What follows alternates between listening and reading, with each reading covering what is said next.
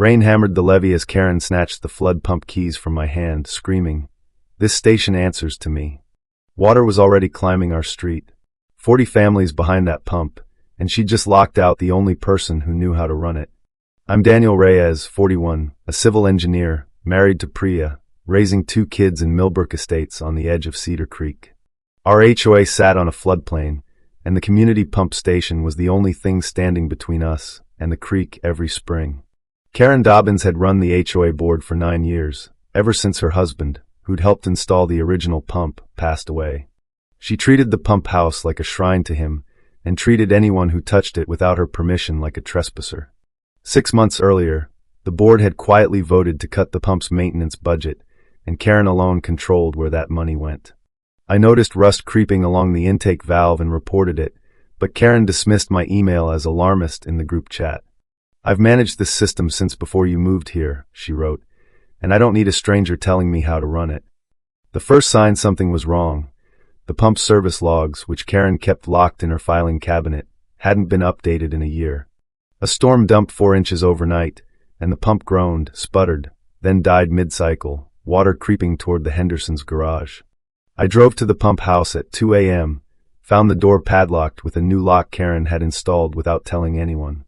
She arrived in her raincoat, arms crossed, and said the pump was under HOA jurisdiction, and I had no authority to touch it. "You'll flood the whole block," I said. She smiled and said, "Then maybe people will finally respect the process around here." I called the emergency line listed on our HOA paperwork. It rang to Karen's personal cell phone, which she let go to voicemail. Neighbors gathered in ponchos, watching water pool at their doorsteps, while Karen stood by the locked pump house like a guard dog. I asked to see the maintenance records. She said records were confidential board material, and refused to hand over a single page. My daughter texted from inside our flooding garage, "Dad, water's at the water heater." I felt my chest go cold with panic. Karen finally opened the pump house, but only to prove a point. She ran the pump herself, badly, and it stalled again. "See," she said, "it's an old system. Nobody's fault." I noticed her hand trembling as she said it, like she was hiding something. I begged her to let me inspect the motor. She physically stepped between me and the door, keys clenched white-knuckled in her fist. A neighbor, Mr. Alvarez, filmed the standoff on his phone, capturing Karen shouting that I was trespassing on HOA infrastructure. By morning, 3 garages had flooded. Karen sent an HOA-wide email blaming unprecedented rainfall, never mentioning the padlock or her mishandled repair. I filed a formal complaint with the board, but 2 of the 3 other members were Karen's longtime friends from her old book club. They voted to dismiss my complaint in 11 minutes, without reading it, and fined me $200 for unauthorized property access. Priya said, "Let it go, Daniel. It's just a pump." But I couldn't shake the feeling Karen was protecting something bigger than pride. I pulled county records and found the maintenance budget line, $62,000 allocated for pump upgrades over 3 years. The actual invoices on file showed less than $8,000 spent. Karen had signed off on every discrepancy herself, no questions asked. I mentioned this quietly to Mr. Alvarez.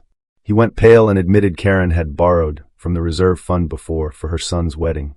Another storm was forecast in 5 days.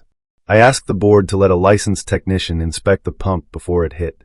Karen refused, insisting she'd personally handled repairs for years. I later learned she had 0 certification to service industrial pump motors. I contacted the county's flood control office. They said the pump station legally required annual state inspection, one Karen had never scheduled. She found out I'd called the county and confronted me in my driveway, hissing that I was trying to destroy this community's trust. "I'm trying to keep it from drowning," I said. She laughed, said the flooding was dramatized, and reminded me who controlled the keys. I asked other homeowners to sign a petition demanding an independent inspection. Karen threatened anyone who signed with selective enforcement of HOA rules. 3 families backed out of the petition overnight, terrified of surprise fines for unrelated violations like lawn height or mailbox color. Karen called an emergency meeting, not about the pump, but to propose a new rule. Only board-approved personnel could access critical infrastructure. The rule passed unanimously among her allies. Effectively, I was now legally barred from ever touching the pump again, storm or not. That night, I found an old service manual in our garage, left by the pump's original installer, Karen's late husband, Frank. Inside, tucked between pages, was a handwritten note from Frank. Emergency override in northeast panel. Karen doesn't know the code. F. I sat with that note for a long time, realizing Karen had spent years pretending expertise she never actually had. 2 days before the storm, I called the U.S. Army Corps of Engineers' local flood mitigation office, describing the failing pump and locked access. An engineer named Colonel Ruiz said if the station posed a public safety risk, they had jurisdiction to intervene under federal flood law. I sent Ruiz my county records, the invoices, Mr. Alvarez's video, and photos of the rusted valve I'd documented months earlier. Ruiz called back within an hour. This qualifies as an imminent hazard. We're dispatching a team before the storm arrives. Karen, unaware, posted in the HOA group that outside agencies have no business here, bragging she'd handled floods for a decade. I said nothing, letting her dig deeper, remembering Frank's note tucked safely in my jacket pocket like a quiet insurance policy. The storm rolled in a day early. Rain slammed the neighborhood, and Karen rushed to the pump house, keys jingling nervously. She tried starting the pump alone. It groaned, sparked, and shut down completely, the motor casing hissing with burnt smell. Water surged past the levee marker within an hour, faster than any storm I'd seen in 9 years living there.